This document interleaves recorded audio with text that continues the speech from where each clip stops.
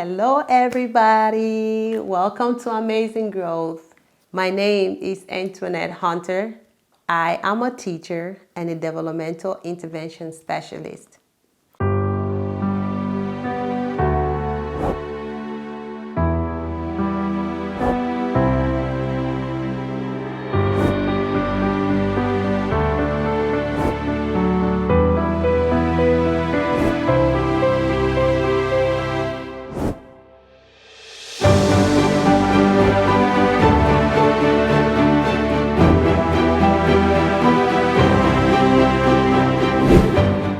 If this is your first time watching my channel, you are very welcome.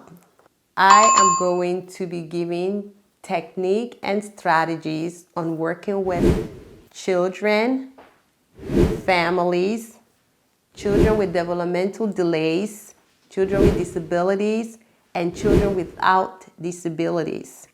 And also, I'm also going to be giving technique and strategies to parents and caregivers to cope with different issues of life in terms of dealing with families in general. So I love families.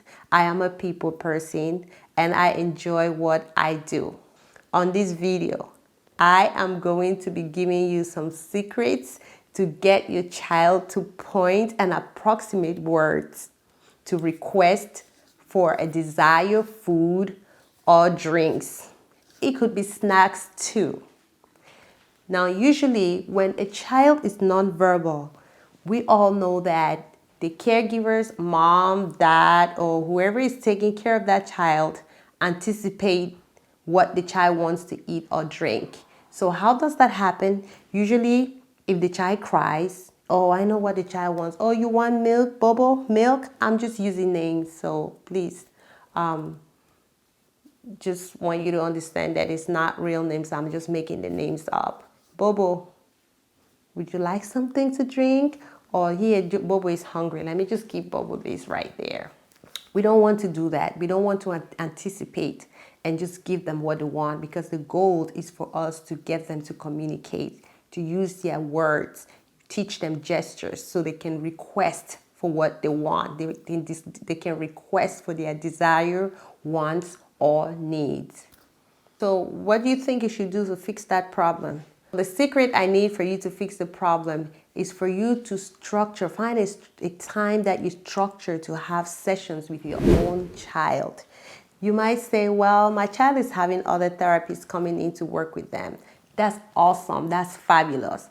During the time of session, you want to get engaged with your child's therapist and sit there and learn some of the technique and strategies on how she's implementing things, and then use the same thing with your child. Now, if you are not doing early intervention, but you still think that there could be a problem and you want your child to be able to perform all of these skills that we just listed, then you want to make sure that you create a time frame to do that work yourself, because sometimes kids just need a little push.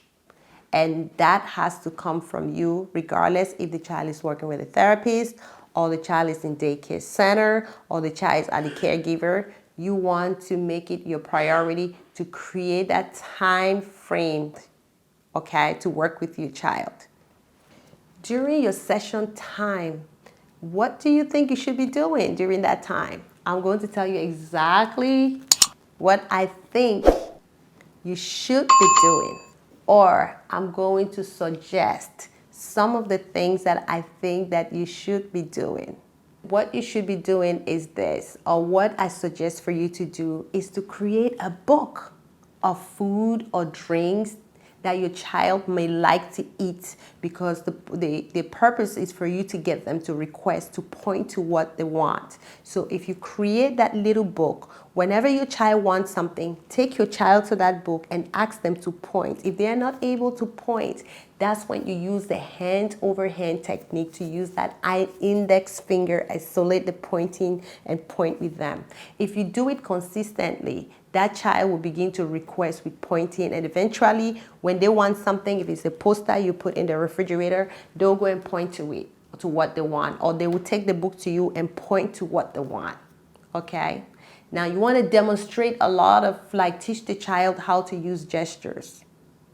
It'll help them to request. It's very simple gestures, not a lot to begin with. You want to do give me. Once you give me, that means, you know, the one you're asking them to give you. Just like give me, you hand them the object or item to them right away. Give me, hand the item to them. More and help. Now, if they want milk, like milk, they can request for milk like that. So when you teach them those little gesture or commands, it helps them to communicate. Use age-appropriate sounds and words to model and provide prompts and cues to elicit the sounds in words. Because when you're using the sounds to elicit, when you're using a lot of prompts and cues, it's going to help them to request. You can use those pictures, are very helpful because they're seeing the visual. They're able to see it and they're able to point to it, and then they're able to request for it with gestures, either give me more or the point to what they want. And then you can take them to the refrigerator and hold them by the hand for them to go and get what they need. Okay? Another thing you want to do at mealtime, right?